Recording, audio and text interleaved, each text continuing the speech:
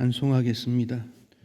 535장 찬송하겠습니다.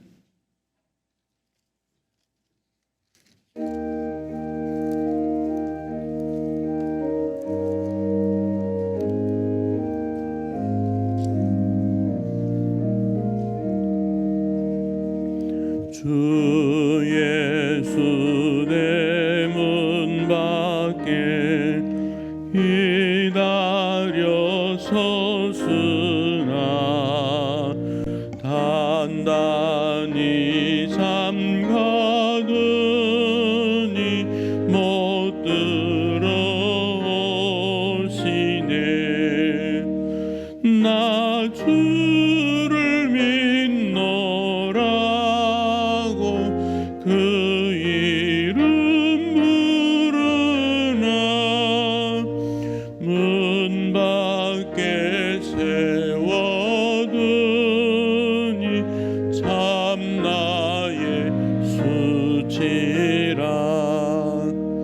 문 두드리는 손은 못 박힌 손이요 도가시 멸류관은 그 이마 둘렀네. 이처럼 기다리심 참 사랑이로다. 문 굳게 닫아두니 한없는 내 죄라. 주 예수 간곡하게 권하는 말씀이 내 죄로 죽은 나를 너 박대할 소냐.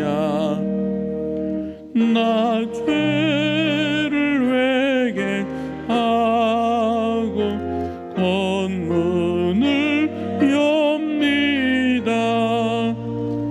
드셔서 좌정하사 떠나지 마소서. 아멘.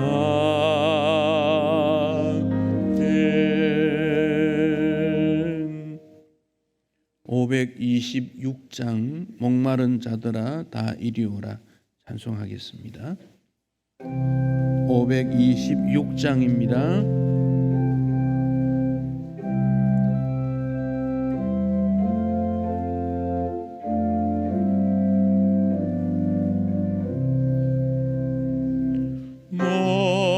목마른 자들아 다 이리 오라.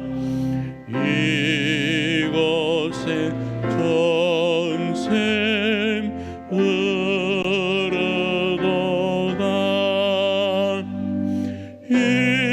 힘쓰고 애쓰미 없을지라도 이 샘에 오면 다 마시겠네. 이 샘에 솟는 물 강같이 흘러 온전한 만국에 다 통하네. 빈부나 귀천에 분별이 없이 다 와서 쉬고 또 마시겠네.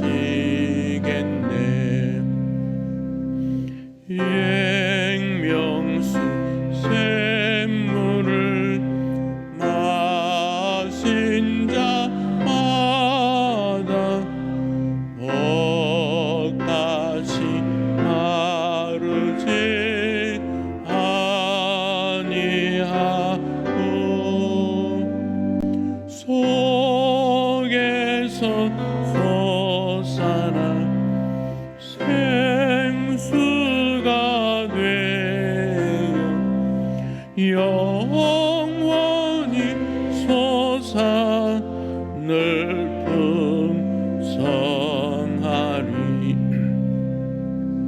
이 샘의 이름은 생명의 샘물, 저수정 빛같이 늘 밝도다. 어린 양 보좌가 근원이 되어 생명수 샘이 늙어지지 않네.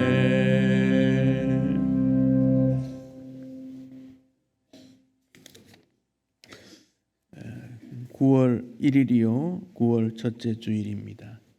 무더운 여름이 지나고 시원한 계절이 되었습니다. 우리도 주님을 시원하게 하는 성도가 되기를 원합니다. 조용한 기도로 주님 앞으로 나아가겠습니다.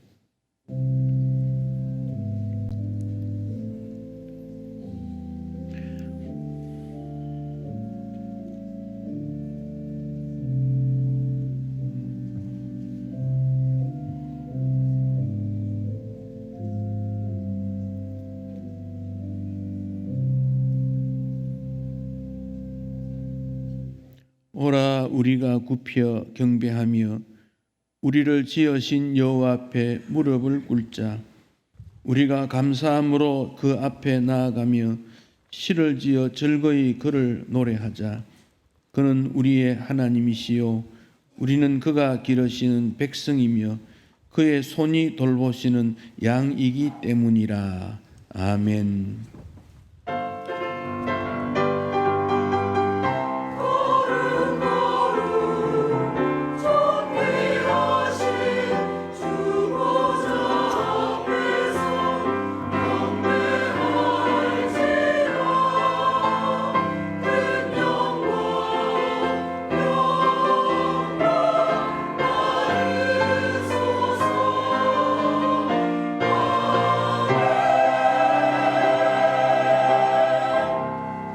살아계신 주 하나님, 온전한 예배를 주님 앞에 올리기를 소원합니다.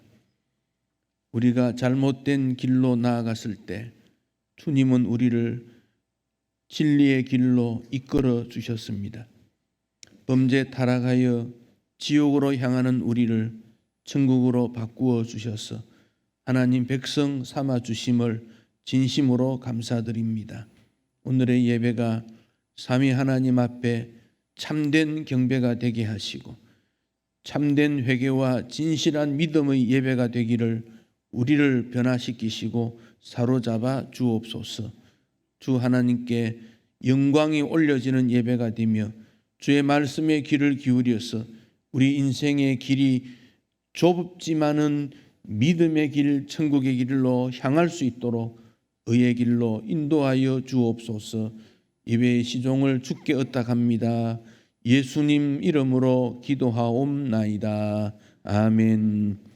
찬송하시겠습니다. 80장 일어서서 하나님 앞에 찬양 올리겠습니다.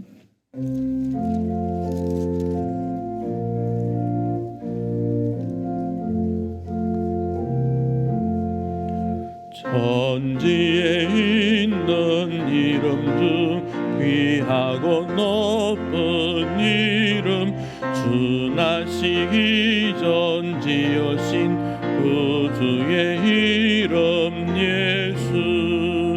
주 앞에 내가 엎드려 그 이름 찬송함은 내 귀에 들린 말씀 중 귀하신 이름 예수. 주 십자가에 달릴 때 명패에 쓰인 대로 저 유대인의 왕이요 곧 우리 왕이시라. 주 앞에 내가 엎드려 그 이름 찬송함은 내 귀에 귀에 들린 말씀 중 귀하신 이름 예수 지금도 살아 계셔서 언제나 하시는 일 나 같은 죄인 부르사 참 소망 주시도다 주 앞에 내가 엎드려 그 이름 찬송함은 내 귀에 들린 말씀 중 귀하신 이름 예수 주 예수께서 영원히 어제나 오늘이나 그 이름으로 우리에게 참 복을 내리신다 주 앞에 내가 엎드려 그 이름 찬송함은 내 귀에 들린 말씀 중 귀하신 이름 예수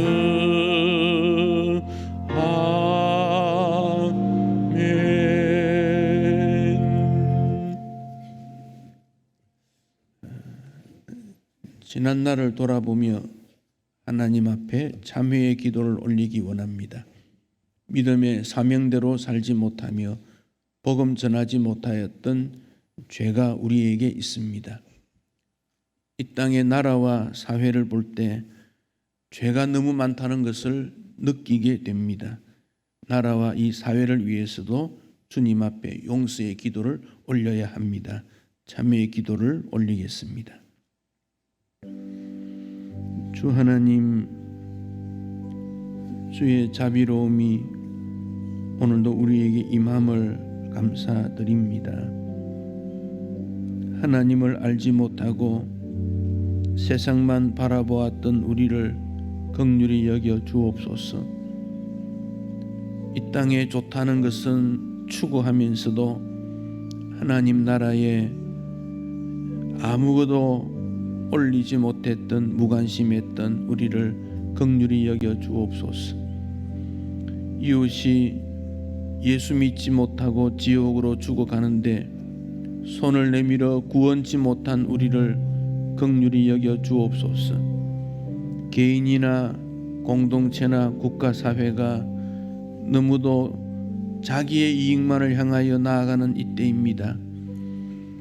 모두가 죽어가는 길로 향하고 있는 이때에 예수님의 십자가를 붙잡고 이웃을 향하여 구원의 손을 내밀며 먹을 것을 나누어 주며 함께 더불어 살아갈 수 있도록 십자가 정신을 허락하여 주시옵소서. 주님께서 많은 것을 우리에게 주셨는데 우리는 더 가지는 것만 관심을 두었고 높아지는 것에만 더 관심을 두었음을 고백합니다. 나의 것을 이웃을 향하여 내어놓을 수 있게 하시고 내 생각이 아니라 하나님 말씀 기준으로 돌아가서 진리에 거할 수 있도록 우리를 변화시켜 주시옵소서.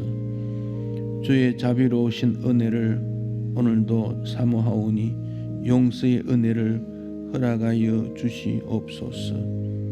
자비를 베풀어 주시옵소서. 예수의 십자가 보혈로 씻음 받기를 원합니다.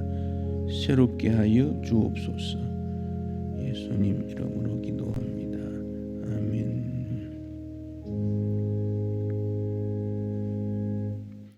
백성 중에 어리석은 자들아 너희는 생각하라. 무지한 자들아 너희가 언제나 지혜로울까. 귀를 지으신 이가 듣지 아니하시랴. 눈을 만드신 이가 보지 아니하시랴. 여호와여 주로부터 징배를 받으며 주의 법으로 교훈하심을 받는 자가 복이 있나니 이런 사람에게는 환난의 날을 피하게 하사 악인을 위하여 구덩이를 팔 때까지 편안을 주시리이다. 아멘. 사도신경으로 우리의 신앙을 고백하겠습니다. 나는 전능하신 아버지 하나님 천지의 창조주를 믿습니다. 나는 그의 유일하신 아들 우리 주 예수 그리스도를 믿습니다. 그는 성령으로 잉태되어 동정녀 마리아에게서 나시고 본디오 빌라도에게 고난을 받아 십자가에 못 박혀 죽으시고 장사된 지 사흘 만에 죽은 자 가운데서 다시 살아나셨으며 하늘에 오르시어 전능하신 아버지 하나님 우편에 앉아 계시다가 거기로부터 살아있는 자와 죽은 자를 심판하러 오십니다. 나는 성령을 믿으며 거룩한 공교회와 성도의 교제와 죄를 용서받는 것과 몸의 부활과 영생을 믿습니다. 아멘. 찬송 200 교동문 대교리문답 제100문에서 102문 주보 3면에 있습니다.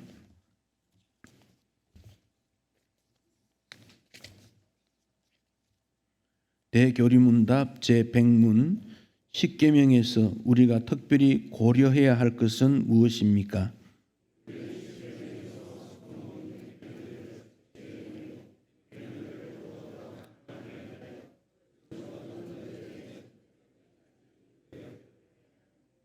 제101문 십계명의 서문은 무엇입니까?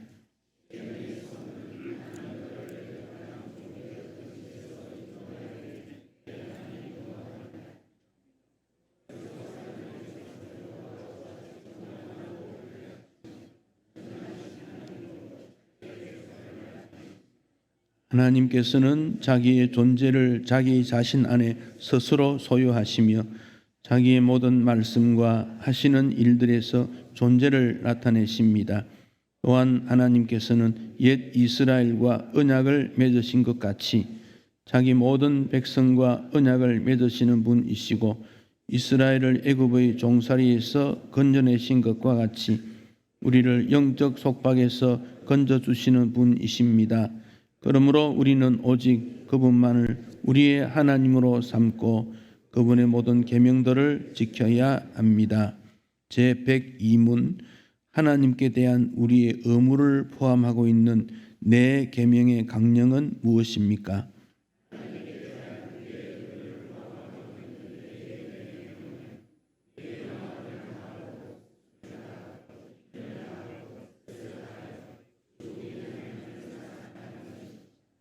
아멘. 찬송 288장 찬송입니다.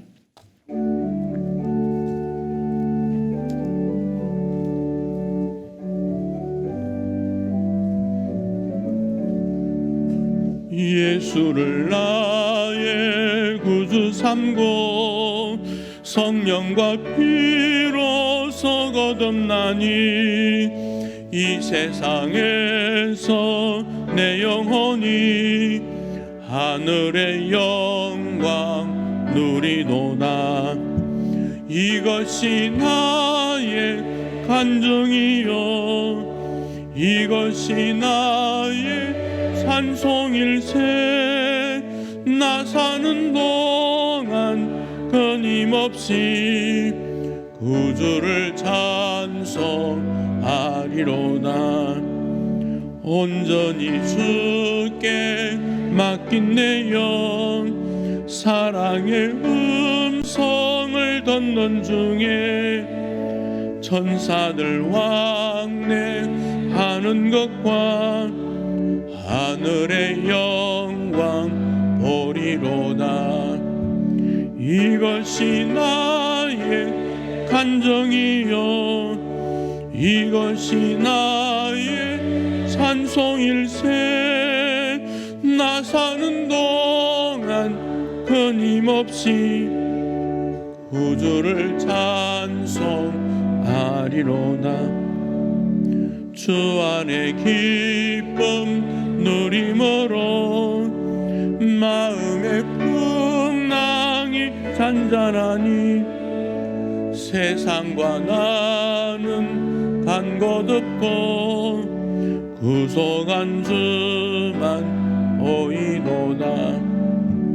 이것이 나의 간정이요 이것이 나의 찬송일세. 나 사는 동안 끊임없이 없이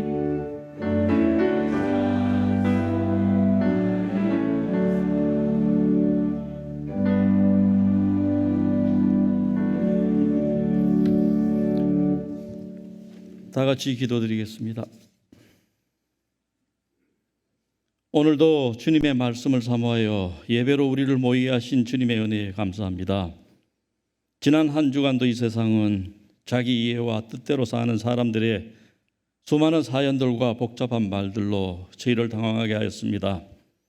이러한 어지러운 세상 중에 그래도 미력 하나마 우리는 믿음의 선한 영향력으로 주님의 사랑을 세상에 드러내고 주님의 자녀로 구별된 세상을 살게 하셨으니 이 시간 함께 이 예배를 통하여 우리의 갈급한 심령과 세산한 육신을 생명수이신 주님의 말씀으로 채우기 위해 모였으니 이 시간을 축복하여 주시기를 원합니다. 세상 어디에도 그 어떤 사람에게서도 우리가 찾는 구원과 참 진리의 말씀은 없는데 복잡한 소양돌이 중에 오히려 저희가 무엇을 위하여, 누구를 위하여, 어떻게 살아가야 할지 그 기도의 제목조차 잃어버릴 만큼 혼란한 세상입니다. 마음이 굳은 자들이 구원의 말씀, 생명의 말씀을 깨달아 세상을 위하여 올바른 일을 할 수 있게 저들을 위하여, 또한 나를 위하여, 우리를 위하여, 나라를 위한 기도 중에 오늘의 예배와 말씀을 통하여 진정으로 저희가 주님이 원하시는 기도를 드리기를 간절히 원합니다. 세우신 목사님의 귀한 생명의 말씀과 성령 감화로 우리의 행할 바와 나아갈 바를 인도하시기를 원하오니 이 시간을 통하여 주님께서 준비하신 축복의 말씀으로 감화 감동 성령 충만의 은혜만을 원합니다. 연약한 우리는 모든 문제에서 특별히 경제와 건강의 문제에서 약하고 쉽게 무너집니다. 인자야라고 에스겔을 부르셨던 주님, 힘들고 어려울 때에 주님께서 강하게 하실 것을 우리가 믿사오니 이 부르심에 따라 온전히 주님을 향한 소망과 비전으로 이 예배당이 채워지기를 소원합니다. 전도대회와 50주년 기념 행사를 준비 중에 있습니다. 속한 지체 하나하나는 미력하나 우리가 주의 일을 계획할 때에 그 중심에 사랑이 우선이 되게 하시고 오로지 주께서 그 영광을 받으실 만한 일들을 이루도록 헌신하는 이에게 능력 주시기를 기도합니다. 준비된 예배의 모든 순서가 주님을 향한 우리의 고백이며 더 큰 감동의 예배를 사모하기를 기도합니다. 이 교회에 속한 모든 지체들이 이 예배를 기억하게 하시고 인자야라는 부르심을 기억하사 항상 주님과 함께하기를 기도합니다. 반드시 은혜와 감사와 영광의 찬양으로 저희의 영을 새롭게 채우실 것을 믿으며 우리 이 모든 말씀 우리를 구원하신 주 예수 이름으로 기도드립니다.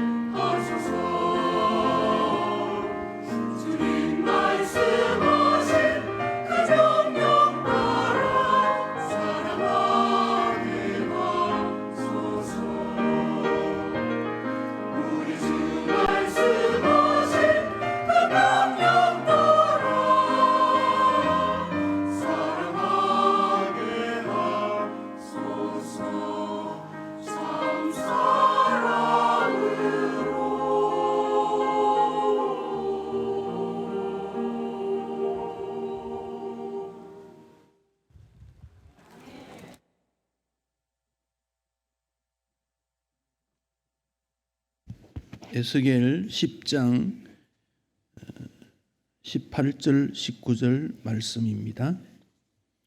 오늘 설교 본문은 에스겔 10장과 11장 두 장을 배경으로 합니다. 그 중에 핵심 구절 18절 19절을 우리 함께 말씀을 받들어 읽겠습니다.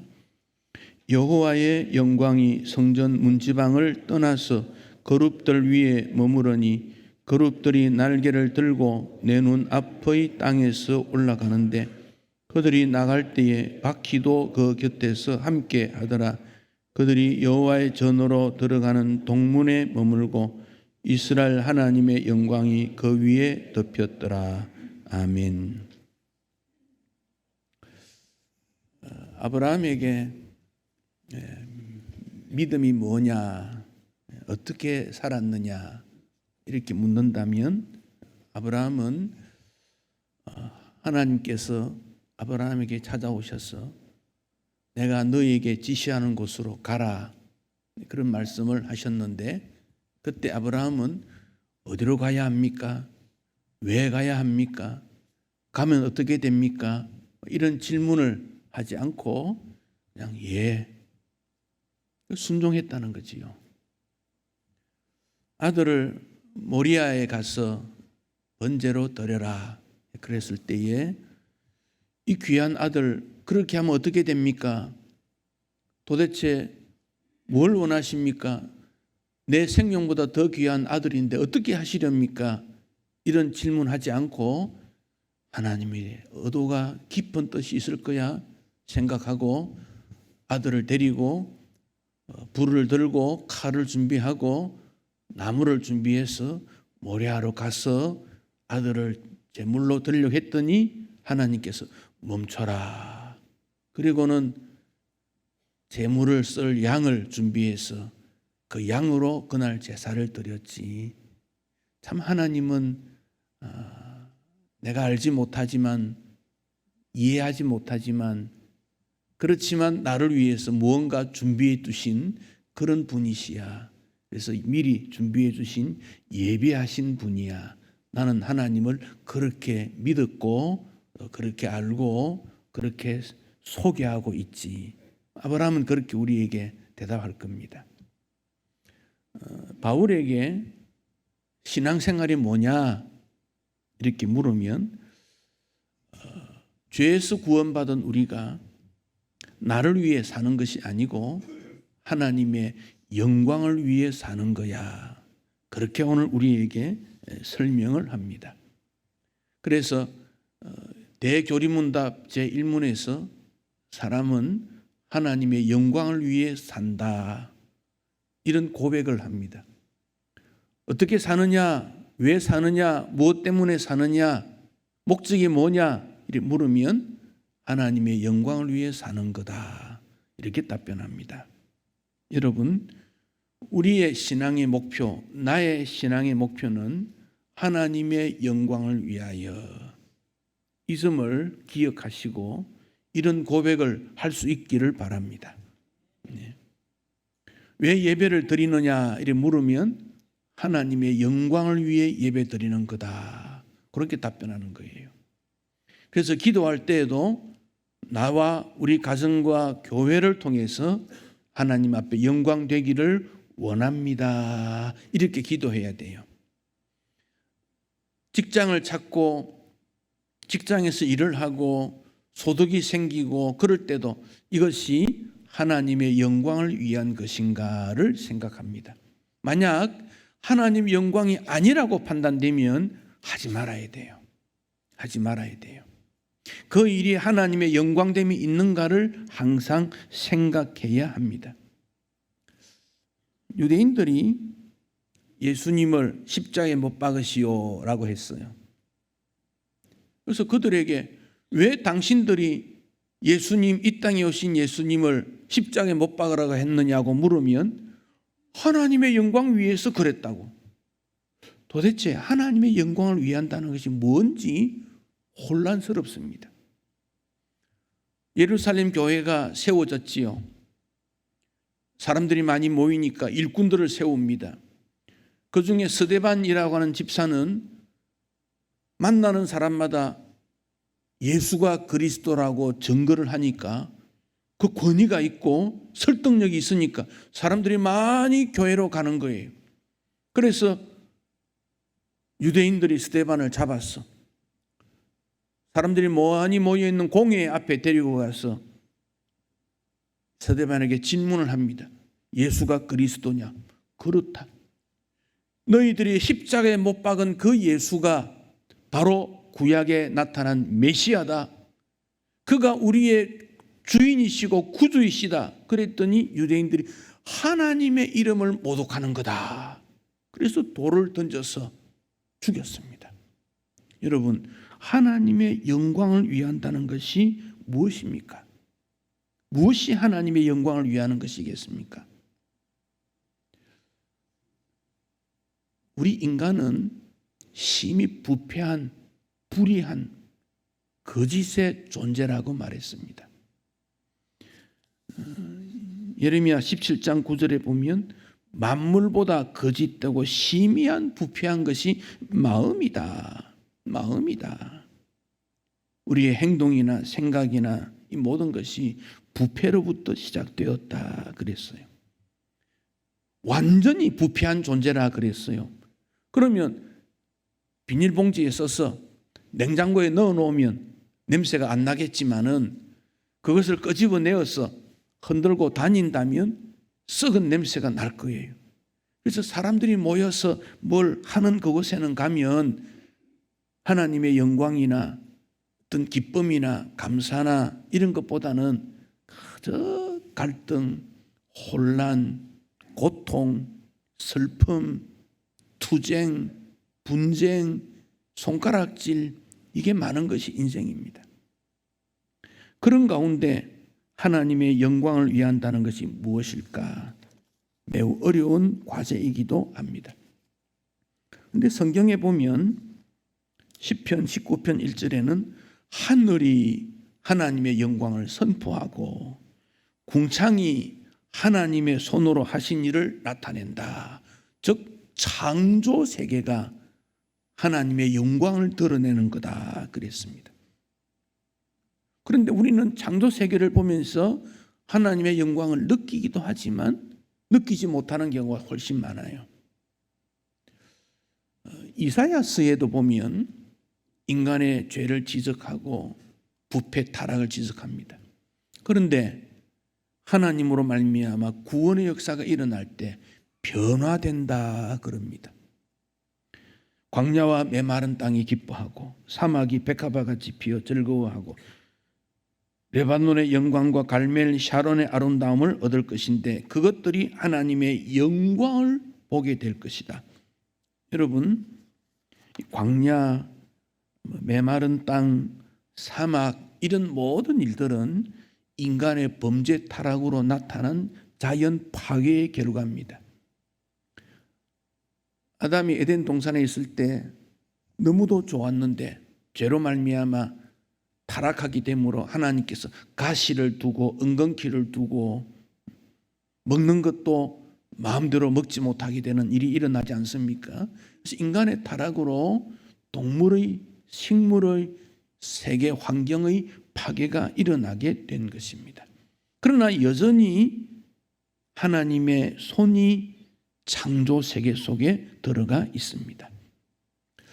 그렇게 희미하던 그 모습들이 예수님이 이 땅에 오심으로 하나님의 영광의 본체가 드러나게 되고 하나님의 영광이라는 게 뭐냐 하는 질문에 대해서 예수 그리스도를 믿고 구원받고 사는 거다.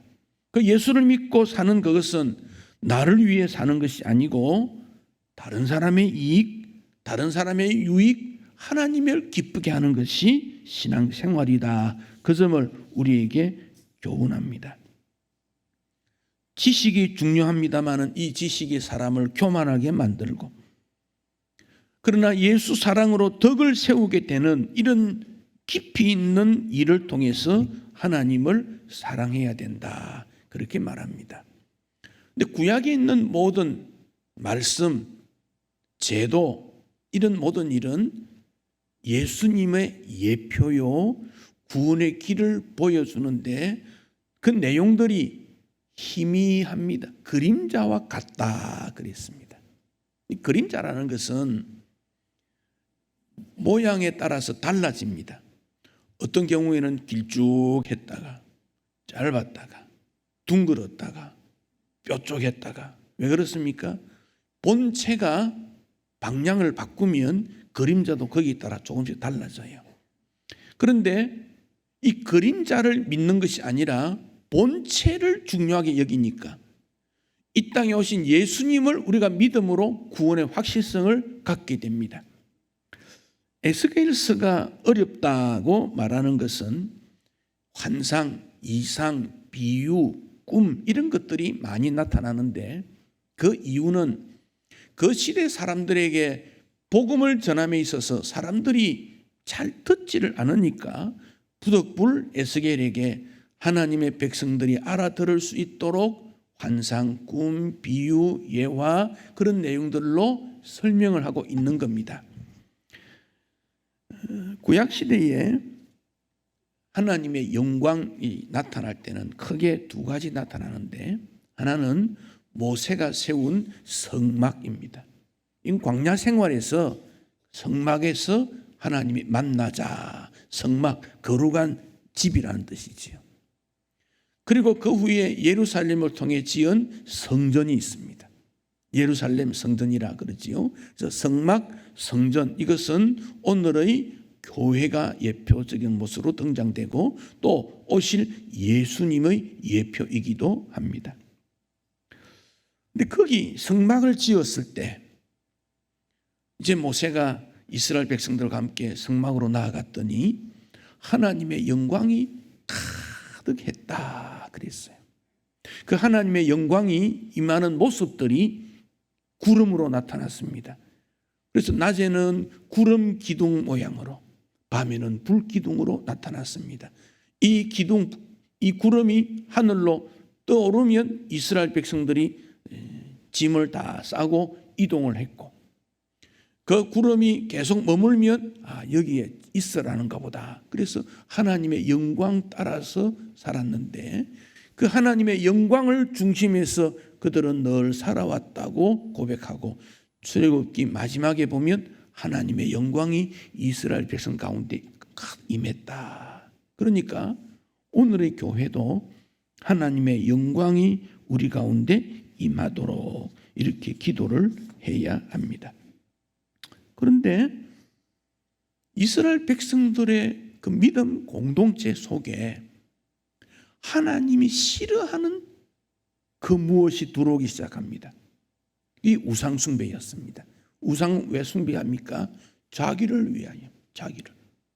내가 더 돋보이고, 내가 더 편안하고, 내가 명예롭고, 내가 더 안정적이고, 나를 중심으로 무언가를 만들어서 우상을 숭배하게 되니까 거룩한 주의 영이 그곳에 함께 있을 수가 없습니다. 그래서 이동을 하게 되는데 그것을 여호와의 영광이 떠났다 그렇게 표현합니다. 자, 오늘 18절 말씀 읽었지요? 성경을 다시 보십시다. 여호와의 영광이 어디에서? 성전 문지방을 떠나서 그룹들 위에 머물렀다. 자, 이게 이제 어떻게 되는 건가 좀 살펴보려고 합니다. 자, 여기 보면 그룹이라는 말이 나왔는데 이 그룹은 뭔가? 자, 20절을 보십시다. 10장 20절. 그것은 내가 그발 강가에서 보던 이스라엘의 하나님 아래에 있던 생물이라. 그들이 뭡니까? 그룹이다. 그러니까 이 생물은 뭐냐? 앞에 10장에 보면 내 생물이라는 말이 앞에 여러 번 나와요. 이 내 생물이 뭔가 분명하지 않아요. 내 생물이 어떤가? 한쪽 면은 얼굴 사람 같고 사자와 같고 독수리 같고 뭐 이런 모습이에요. 이게 뭐냐?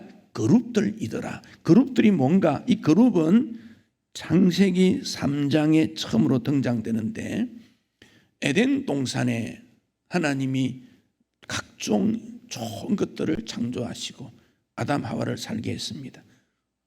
그 중에 두 가지 큰 것이 있는데 하나는 생명나무가 있고 하나는 선과 악을 구분하는 나무가 있습니다. 그런데 선과 악을 구분하는 이 나무는 먹으면 안 된다 그랬어요. 그건 가까이 가지 마라.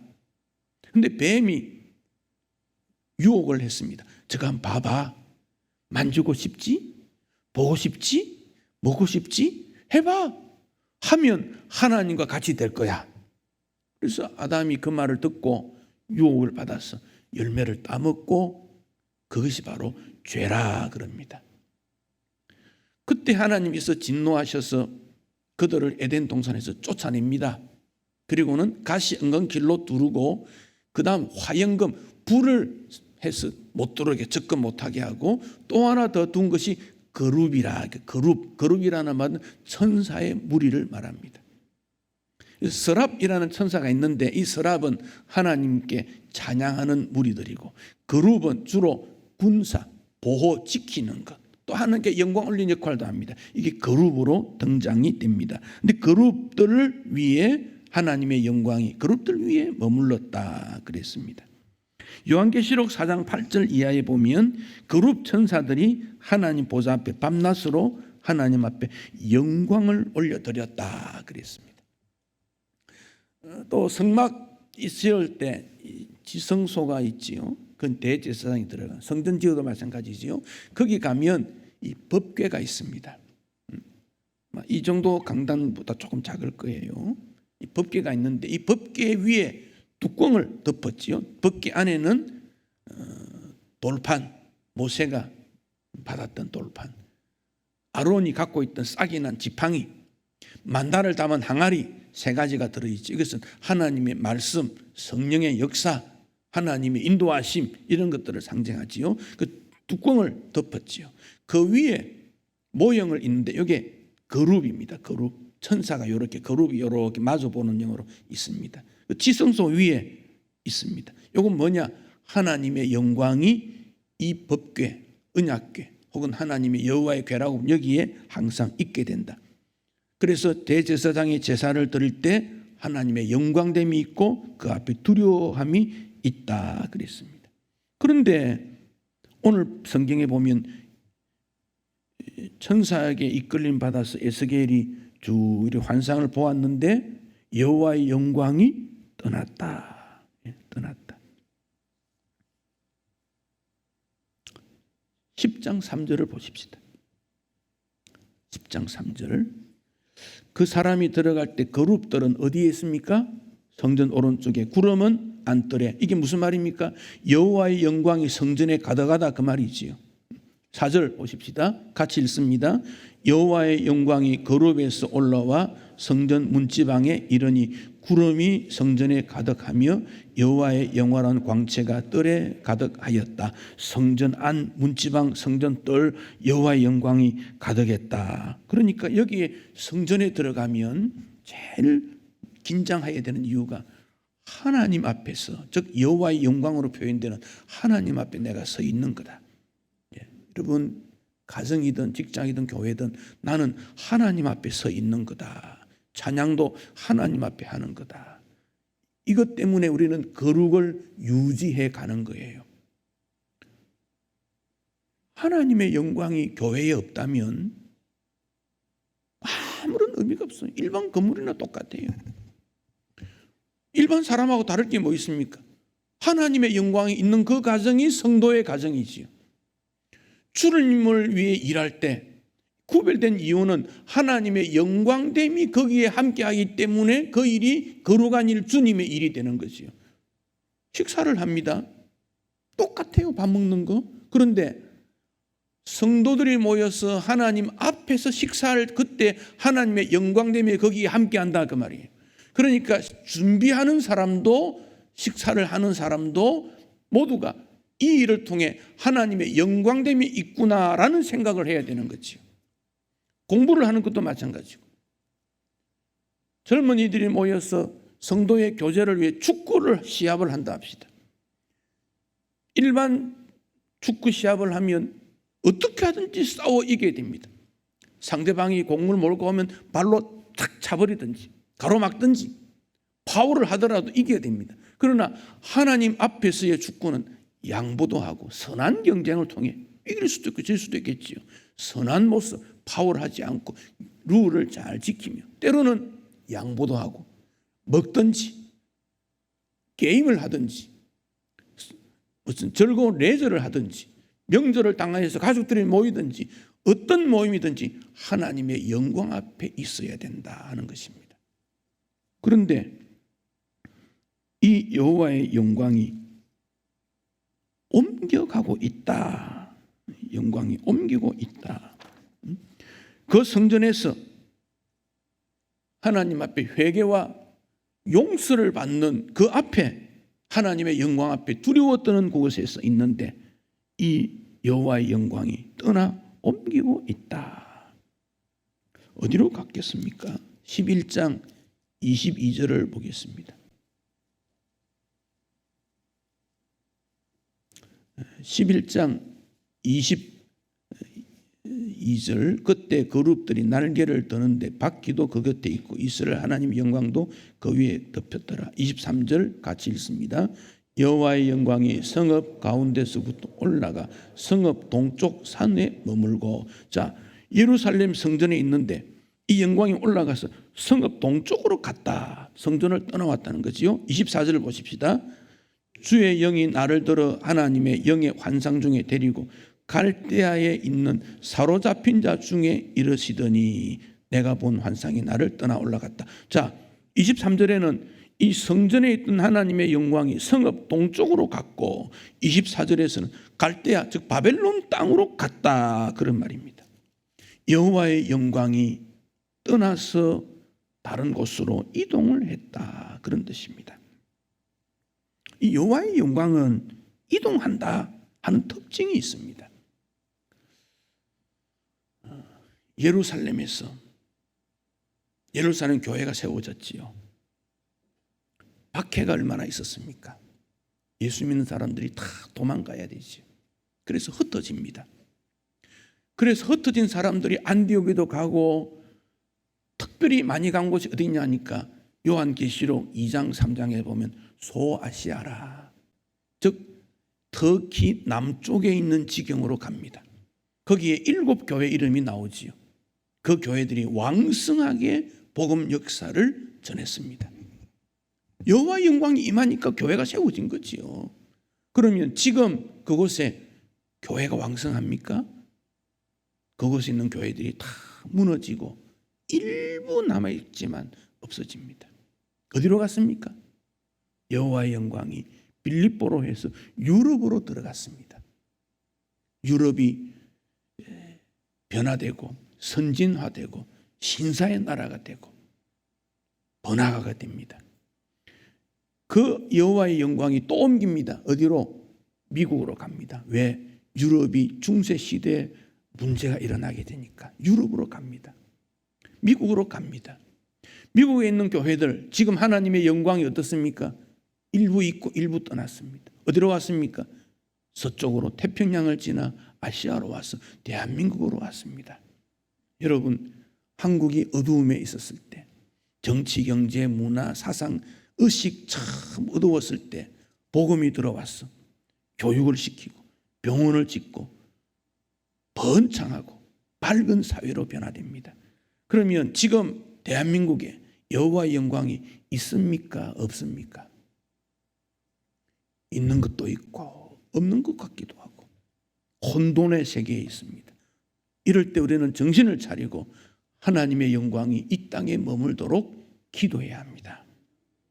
복음 전파에 힘써야 되는 이유가 여기 있고 정치, 경제, 교육, 사회 전반적인 걸쳐서 약한 자, 가난한 사람, 지식이 좀 없는 사람 이런 사람들이 행복하게 살 수 있는 분위기를 만들어야 되는데 지금 우리 사회가 강한 자, 힘센 자, 지식 있는 자 중심으로 돌아가면 위험해집니다. 이것은 개인뿐 아니라 국가 공동체도 마찬가지입니다. 세계 역사 배후에는 하나님께서 움직인다는 이 큰 사실을 우리는 기억해야 합니다. 이 여호와의 영광이 이동하게 되면 어떻게 되겠습니까? 에스겔 10장 1절에서 8절의 내용을 보면 불이 나타났다. 6절을 보십시다. 10장 6절. 하나님이 가는 베옷을 입은 자에게 명령하시기를 바퀴 사이 곧 그릇돌 사이에 불을 가져가라. 불을 가져가래요. 여기 가는 베옷을 입은 자는 누구냐 하면 성육신 하기 전 예수님을 의미합니다. 불을 가져가라. 이 불을 왜 가져갑니까? 이걸 가져가서 예루살렘을 불태우겠다. 그런 말입니다. 멸망시키겠다는 말입니다. 주전 587년 바벨론의 느부갓네살에 의해서 예루살렘은 멸망당하고 맙니다. 에스겔 11장 1절을 보십시다. 11장 1절. 그때에 주의 영이 나를 들어 올려 여호와의 전 동문 곧 동양한 문 어디입니까? 예루살렘 동쪽에 그 말이지요. 그 문에 어떤 사람이 있냐? 25명이 있더라 그랬죠. 그 중에 두 사람 이름이 나옵니다.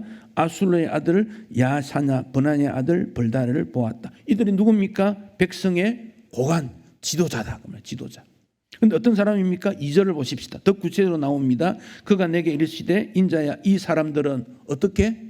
불의를 품고 이 성중에 뭐를?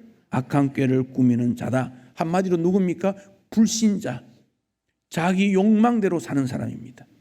우리는 이런 사람 되지 않도록 해야 됩니다. 이들을 결국 무너뜨리게 하는 그 일을 하고 있다 하는 것입니다. 13절, 11장 13절을 보십시다. 11장 13절. 이에 내가 예언할 때 버나냐의 아들 벌라다 어떻게 됐습니까? 죽었다. 왜 죽었습니까?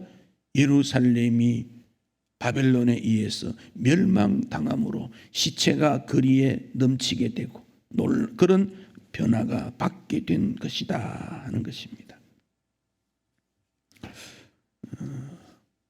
그런 가운데서 에스겔에게 주신 하나님의 말씀이 있어요. 자, 9장 8절을 보십시다. 9장 8절. 그들이 칠 때 내가 홀로 있었는지를 엎드려 부르짖어 이르되 아 주 여호와여. 그다음 읽어보십시다. 예루살렘을 향하여 분노를 쏟으시오니 이스라엘의 남은 자를 모두 멸하려 하시나이까. 이게 에스겔의 기도지요. 남은 자를 다 죽이는 것입니까? 남은 자가 누굽니까? 불신의 세계 속에 그래도 믿음으로 살겠다고 하는 사람, 그들도 주님은 멸하시는 것입니까? 그 질문을 던지고 있습니다. 그러면 이 남은 자가 누구냐? 하나님만 섬기고 오직 영광을 올리겠다는 것인데 이 남은 자가 그럼 어디에 머무는가? 이게 중요한 과제가 됩니다. 자, 예레미야 24장에 보면 비유가 나오는데 무화과 나무 비유가 나옵니다. 한 무화과 나무는 나쁜 무화과고 한 나무는 좋은 무화과다 그랬어요. 그런데 예루살렘에 있는 남아있는 사람들은 나쁜 무화과고 바벨론의 포로로 끌려간 그들이 극히 좋은 무화과다 그리 말했어요. 왜 그렇습니까?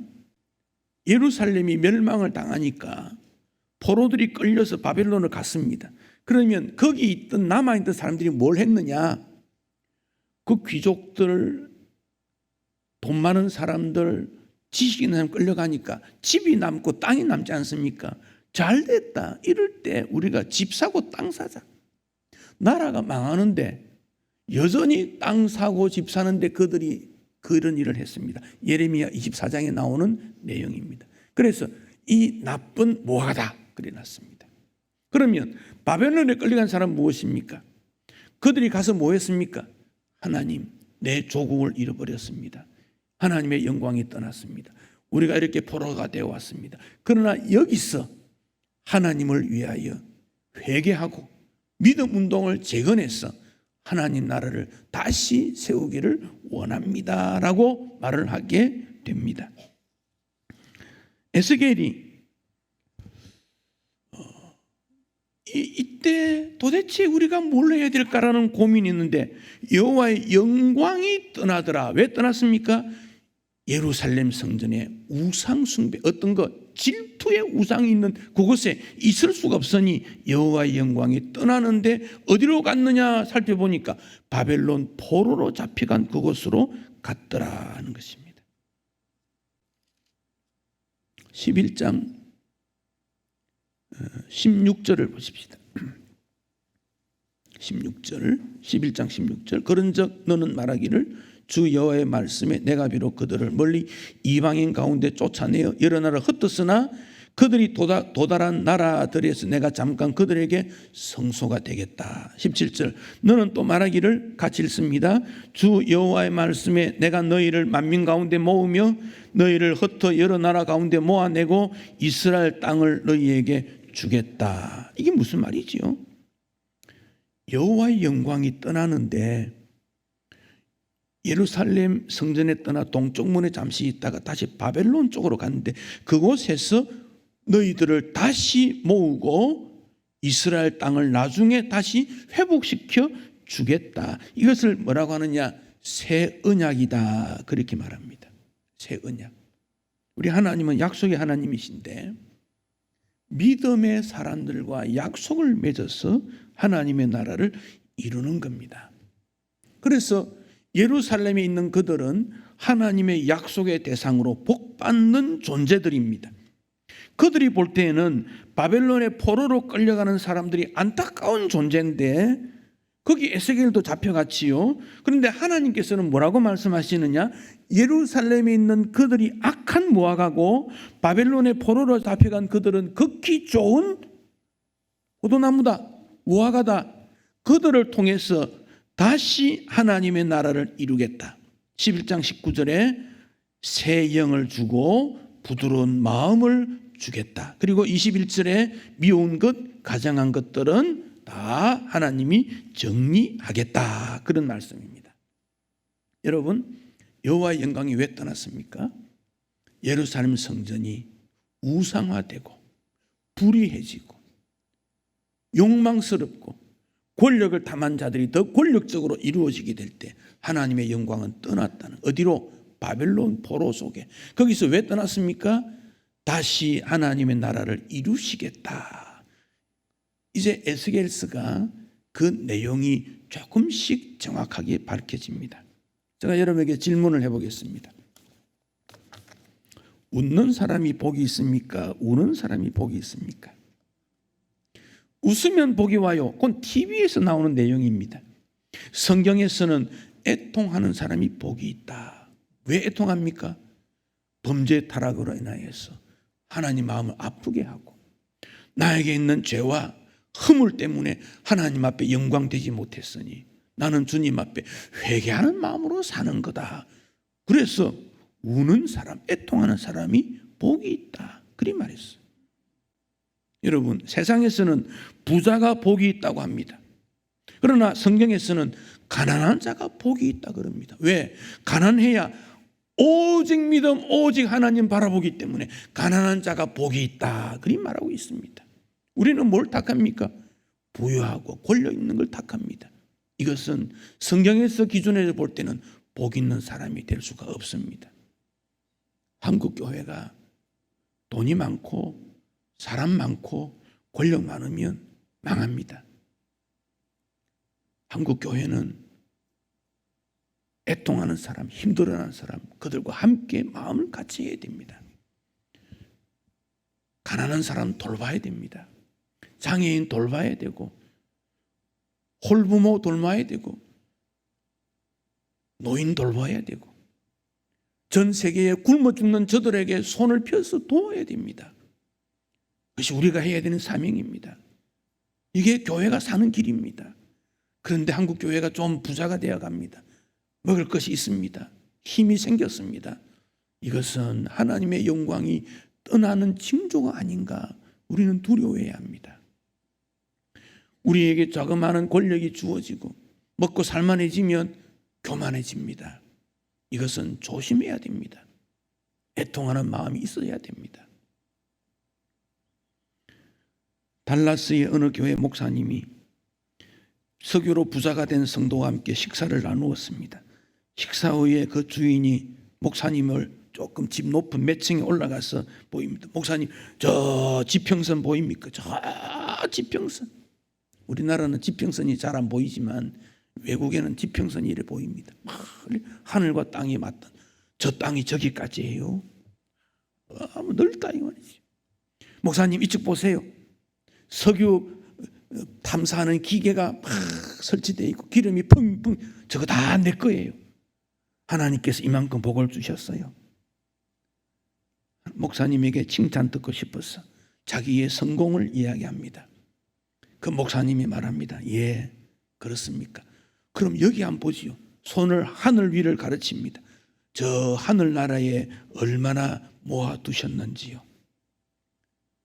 거기는 아무것도 없습니다. 천국 창고에 쌓아두지 않는 그가 과연 부자일까요?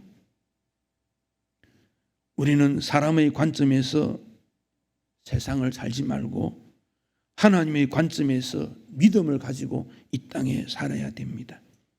가난 아이처럼 순진하게 믿음의 말씀을 사모하고 우상으로 섬기는 돈, 명예보다도 하나님의 믿음과 복음 전파에 더 깊은 관심을 가져야 합니다.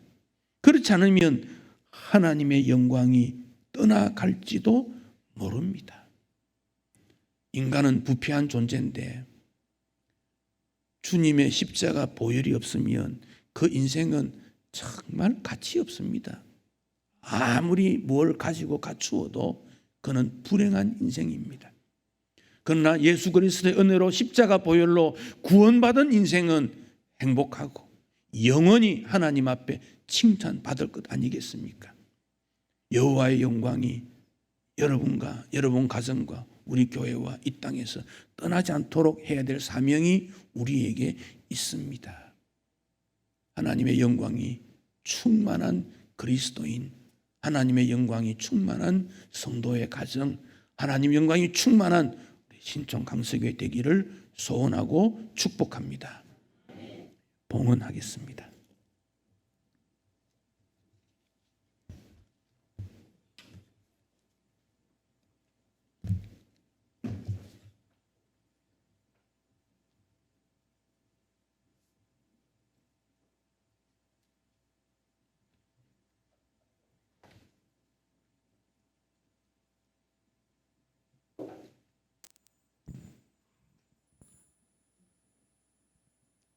전능하신 하나님 아버지, 우리의 예배를 기뻐 받으신 하나님, 오늘도 주님 앞으로 인도해 주심을 감사드립니다. 목사님을 통해 하나님의 말씀을 듣게 하시니 또한 감사합니다. 우리가 그 말씀대로 하나님의 영광만을 위해 살 수 있도록 항상 함께하여 주옵소서. 이 시간 정성껏 준비한 예물을 하나님 앞에 드립니다. 저희들이 드는 이 예물을 기쁘게 받아주시기를 원합니다. 우리가 생업을 가지고 일하는 곳마다 하나님께서 축복해 주셔서 더 풍성한 것을 얻게 하시고 더욱 넘치는 기쁨을 가지고 하나님 앞에 더욱 많이 드릴 수 있도록 은혜를 더하여 주옵소서. 헌금이 쓰여지는 곳에 하나님의 나라가 커지게 하시고 영광만을 위해 쓰여지는 예물이 되게 하옵소서. 우리들의 가정에도 물질과 건강으로 인하여 어렵지 않도록 도와주옵소서. 우리 주 예수님의 이름으로 기도하옵나이다. 382장 찬송하겠습니다.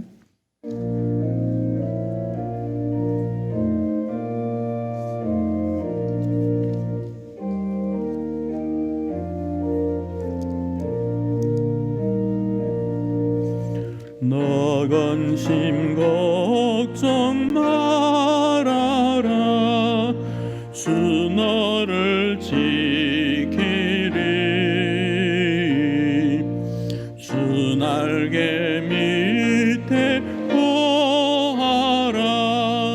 주 너를 지키리. 주 너를 지키리.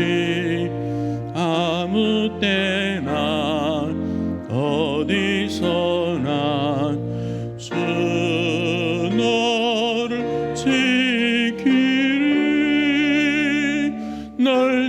지켜주시리.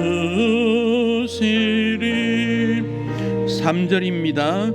낯을 건 미리 하시고 주 너를 지키리. 구하는 것을 주시며 주 너를 지키리. 주 너를 지키리.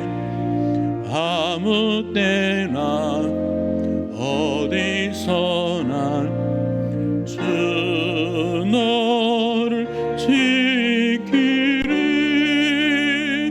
날 지켜주시리.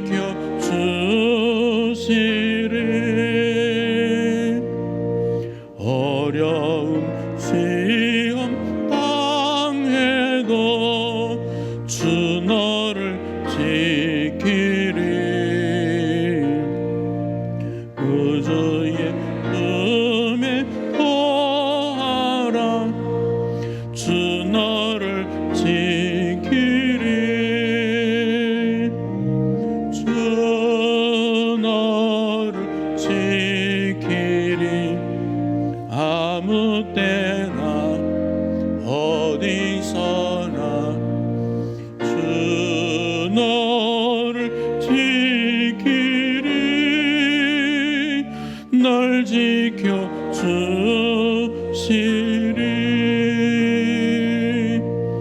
아멘.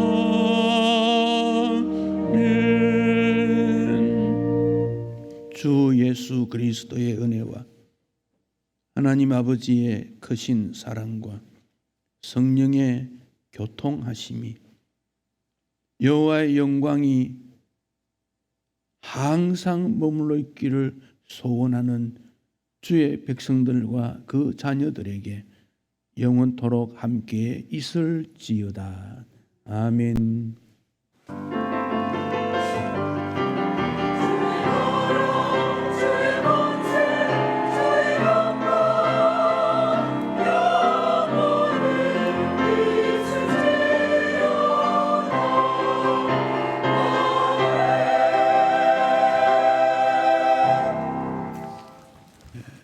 교회 소식 주보에 보시면 9월이 되어서 모임들 많이 있습니다.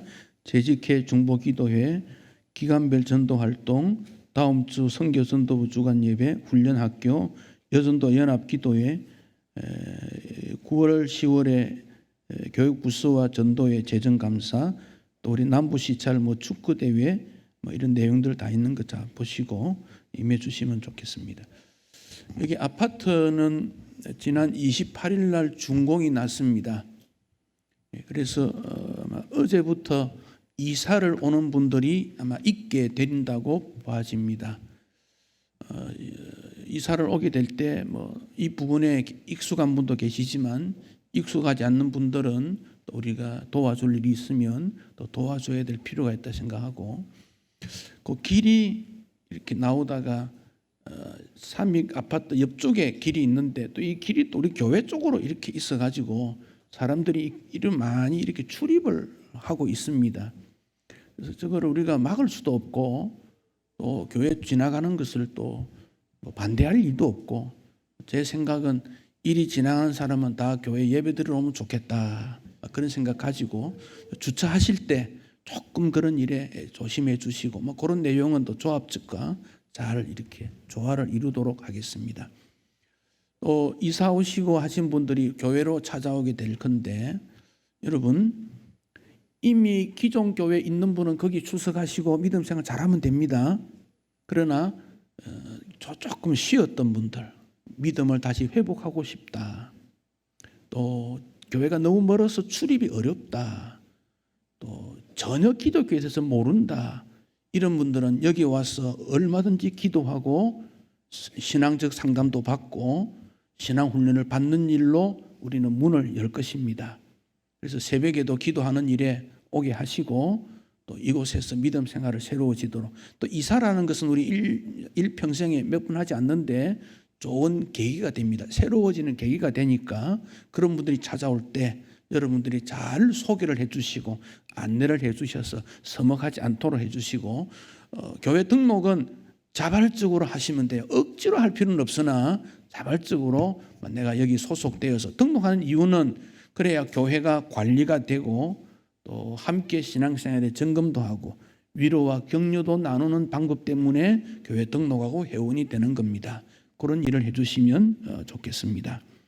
오늘 그 중식을 김성민 장로님 가정에서 아주 질 좋게 섬기는데 그 이유는 회홀례 결혼한 지 60년 감사, 그냥 60세가 아니고 결혼한 지 60년 감사입니다.